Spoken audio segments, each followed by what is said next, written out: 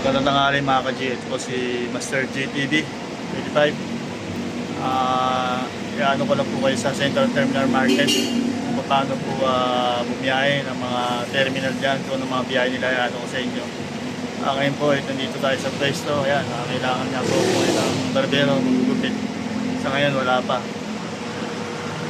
Pero okay na yung ano natin. May kuha tayo, may salamin tayo dito. May tayo ng mga design ng mga gupit. May gamit na rin tayo mga ka-G. Barbero na lang ang wala pa.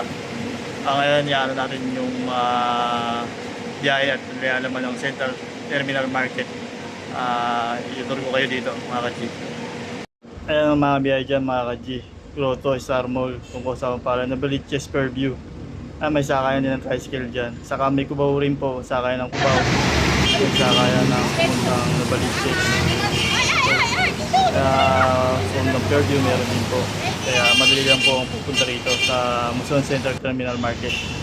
Ayan po mga kay Tites. Ayan yung ano niya, manicure. Pwede kayo magpamanicure dyan. At dito naman po, ayan po yung mga ano na mga damit. Wala pa yung mga damit. Ayan po mga ka-G.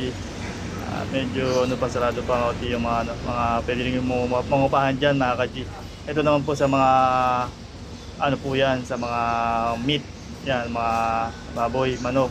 Yan, may bilihan din po ng mga sari-sari store po yan. May mga ano rin po, mga nyog, kayo ng nyog. May gulay rin po yan dyan. Yan. Ito naman po pagka sa hapon, yan po. Maraming namimili dyan, mga milk tea, mga pizza, mga ganyan. Ito naman po mga grocery, yan, bigasan. Ayan po mga ka-G. Ayan po yung ano, meron po yung mga ano dyan, coffee shop.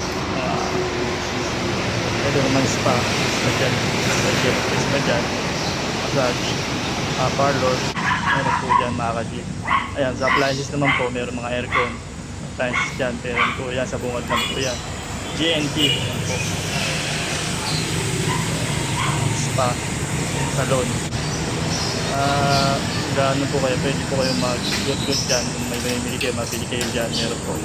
Pet shop, ayan, Kaiser Jet, ayan, LPR, pet shop, ayan po. Po mga ka-G. Sa aso, binibenta na rin mga aso dyan. Ayan, clinic po, sa dental clinic. Yun yung pabulot ng ipin, pwede dyan. Ito naman po kay Ma'am Dang Martinez sa mga birthday. Ito naman po yung living water. Kung nauuho kayo po. Ayan po, Our Lady of Lazaret. Yan po yung square po ng Lazaret. Ayan po yung simbahan po yan na malaki na pawala. Tapos, ang experience na po yan. May kapitbahay po na Reverend Father. And then, Joseph po. Ayan po yan. Kaya po lagi. Mas natutuwa ang Diyos kung kahit may problema tayo, nagsisimba tayo. Yung kahit nakaganyan ka na lang, pero kumakapit ka pa rin. Kahit yung ilawan na sinasabi nga sa ating ebanghelyo, dapat may sinag lagi yan. Kahit umaandap-andap na yan dahil sa problema, okay lang. Basta at least buhay. Basta at least